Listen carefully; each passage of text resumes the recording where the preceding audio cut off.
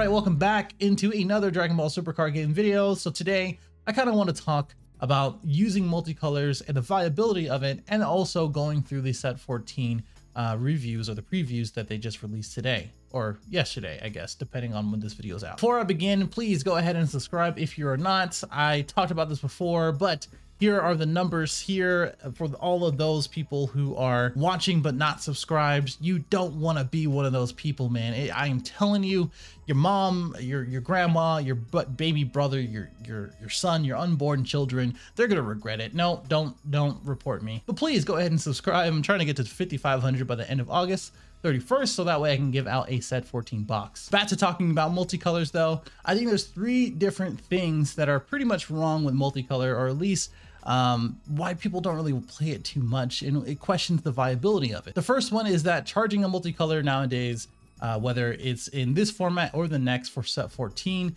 it just kind of feels bad and kind of puts you behind. Now, I think the thing about that is that yes, you get the trade-off of not really doing too much on the first turn, as in looking for your searchers or your tutors, playing out of unison, whatever it may be, but you're down and out on 1 energy for the first turn, but then you're rewarded for the multicolor for later. Basically, you can charge a multicolor and then monocolor for the rest of the game, or any of these other cards that, like the Whis or the Beerus or whatever it may be, will come out inactive because you already have a multicolor. Now we're seeing some more cards like the Zamasu Champ Pack and a couple other ones in the set 14 reveal, which I'll talk about in a second, where you're rewarded for, you know, actually having a multicolor card or other conditional effects. And that's actually something that I want to see more. I think the biggest thing about this, which goes into my second point, is that your leader actually, like most of the leaders, feel more rewarding and more appealing, such as King Vegeta, such as Dark Broly, such as Blue Gohan. All these other leaders feel much more rewarding than those who pivot to or gravitate towards multicolored cards, because you're rewarded for more monocolored cards, and you can do more with that throughout a game. And honestly, it really just comes down to three decks, or 3 types of decks really just come to mind when it comes to multicolor cards nowadays. The first one is blue yellow, where you just sort of jam pack Bojack and then all the other blue yellow stuff. We have red green that incorporates Piccolo Jr., which, if you look at the trend right there already, is that it gravitates to 1 card. If you took away Bojack, if you took away Piccolo Jr., I highly doubt that anybody would play blue yellow or red green at this point. We also have the third, where we have aandroidd 16 or like aandroidd 21, any of these other rogue decks where you're rewarded for playing blue green, you're rewarded for playing all this other multicolored cards. But honestly, those are sort of few and far between. It's unfortunate because, you know, back in the day, like 6 sets ago, I think, or maybe, yeah, 6 sets ago, I feel like at this point, where we had Search Goku and Search Piccolo, were both really wanted, like, they're multicolored leaders, obviously, but they really wanted to have red yellow and really wanted to have blue green, and it really, you know, some really good creative decks came out of it, because, you know, we had tricolored Piccolo with hand destruction. We also had tricolored Goku with blue, red, and yellow, and it just became all over the place. I think multicolor in general really promotes some creativity in the deck, rather than all these other decks that sort of build by themselves and are monocolored. I just hope in the future that we can see more of that. And honestly, that comes to my last point. So the first point, again, is multicolored cards kind of like charging at first puts you behind. Monocolored cards, or at least leaders, and as well as the decks, seem more appealing. And the third reason I think why multicolored cards, or multicolored decks, I should say, doesn't seem as viable right now, is because multicolored cards, or a lot of them, can brick within your hand or within the deck. You draw 2 cards or 1 card off your super combo, you draw 2 multis, it feels pretty bad. I think a few things could actually help with this, in which I was talking to Rob, our teammate, where he was saying that the wording could be a little bit better, as in like IARs, restrict those to monocolored cards instead of all your energy is red. All energy should be mono red for the Frieza IAR, and more cards like that that are for multicolored would be really nice to see. Also mentioned Shocklands, a term in Magic where basically you give up life in order to place a multicolored in your energy in active mode. If we crit a life, as in put it into the drop, and then pay that cost in order to put into active mode, I think I would really like that. And then finally, in my opinion, more energy or non-energy exhaust cards that meet different conditions would be really nice to see as well. So like if you meet a certain condition, you can place into your energy, etc. But that kind of leads us to some of these set 14 cards that actually do that. All right, first up in the reveals is this Vegeta, the Devastating Alliance. So basically, he has an alliance effect. If your leader card is red or green, this gains the power equal to it, this alliance, and then it gains double strike for the battle, and then draw 1 card. So it is a 3-drop without deflect, without barrier, without really anything, any protection from it. So already doesn't seem all that great in order to play it out, but it is a common, so that's nice. But it is another Vegeta lineage target, which I think you go into the 1-drop and then you go for free into the 2-drop, and then the 2-drop pays 1 into a 3 cost. So if you run the whole line for this for red green, I guess it could be pretty good in order to draw 1 card and have a 20k double striker for 1 energy. So it's not too bad, especially if you have multiple of these on the field. But that is a lot of setup versus to like the Piccolo Jr. where you just tap down 2 and then you swing with Alliance and then you draw 2 cards and they burn life. So in comparison, I think this is like the cheaper alternative to it.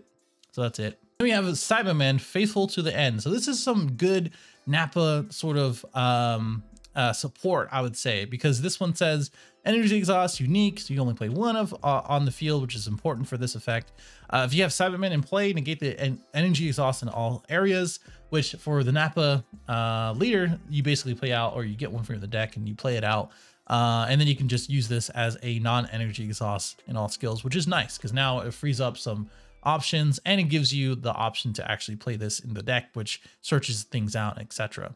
Nappa, the Nappa leader, if you need leader card's Nappa leader, one of your Cybermen other than this copy is KO'd, you may play this card. If you do, choose up to 5 in your drop area, and then other than copies of this one, and then place in the bottom of the deck. So it basically back things where you can play this this 2-drop for 4,000. You can boost it up with all the effects, and you can always sacrifice it for other effects as well. I'm not too much of a Nappa player, so someone can correct me if anything. And then you reload your deck so that way you can use your leader effect. So this is definitely a good 4 of in the Nappa deck now. Now we have Hit Flawless Attacker. So we have energy exhaust with barrier, which is nice.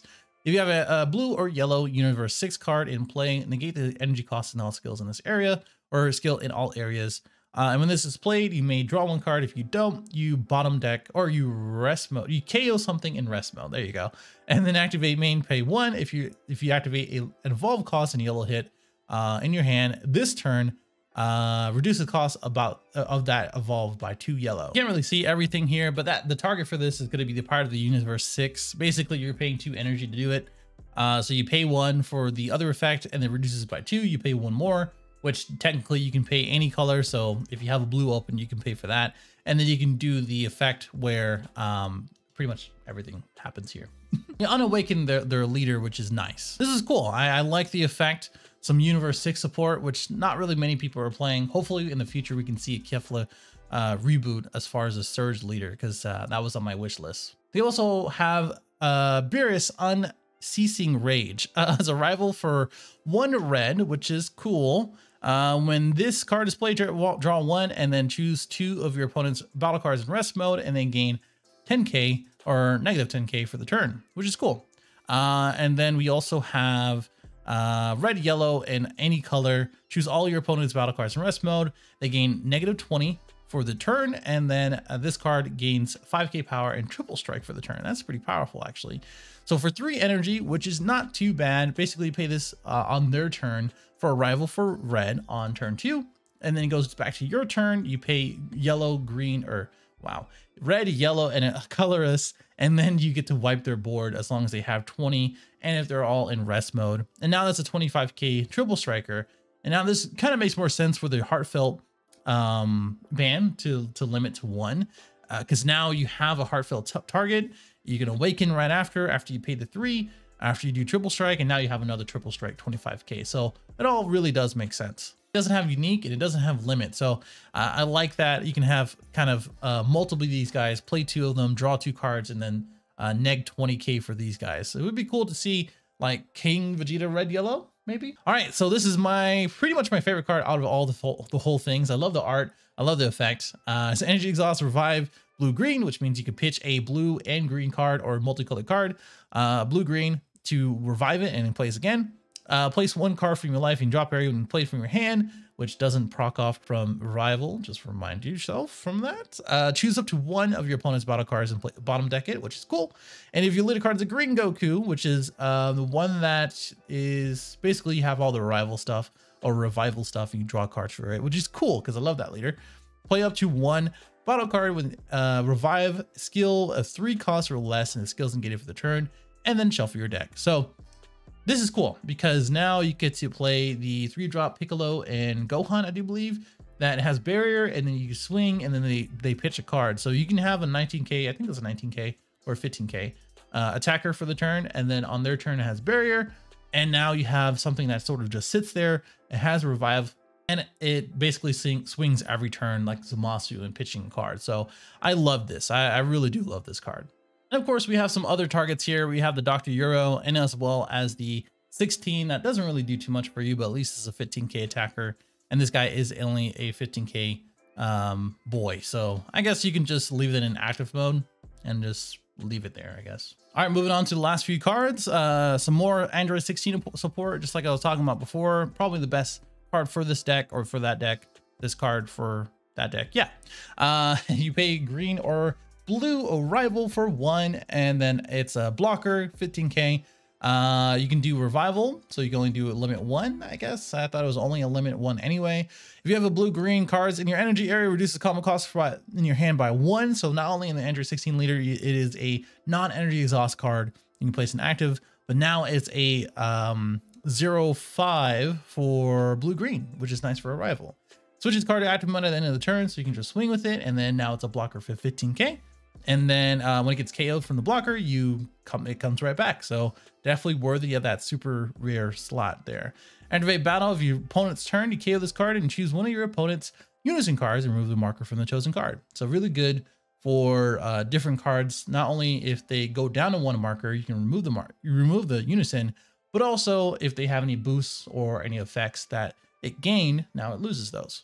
Moving on to King Colt, it's a 4-cost blocker. When this card is played, you look at the top 5, you get a red-blue multicolor Frieza card with any cost of 5 or less from among them, and you play it. So I guess this is for the mill effect, but instead of paying 5, you pay 4, but it doesn't have deflect, doesn't have barrier, and you can whiff on it for 5. I wish this was 10, and I wish this had deflect, and it was, okay, maybe not deflect, but I wish it was 10. I think it was top 10. This would be pretty baller, but because it's 5, you're paying 4, you whiff on it, and they can counterplay it as well. Either Frieza or Trunks would feel bad if you whiff on it too. Just kind of an L, honestly. We'll move on pretty quickly from that one. Android 13, cybernetic onslaught. We have arrival yellow. If there's 3 or more Android cards in your drop area, negate the energy exhaust skill in all areas. So you can probably play this in the new 17. You can probably play this in the 13, 14, 15 leader. You can probably play this anywhere that can get some stuff into the drop. But leader card is yellow or an Android card or Cell Surge. Nice. Reduce cost in the, so it's a 0/5 as well. Okay, for arrival. And then choose up to 1 green or yellow card in your combo area.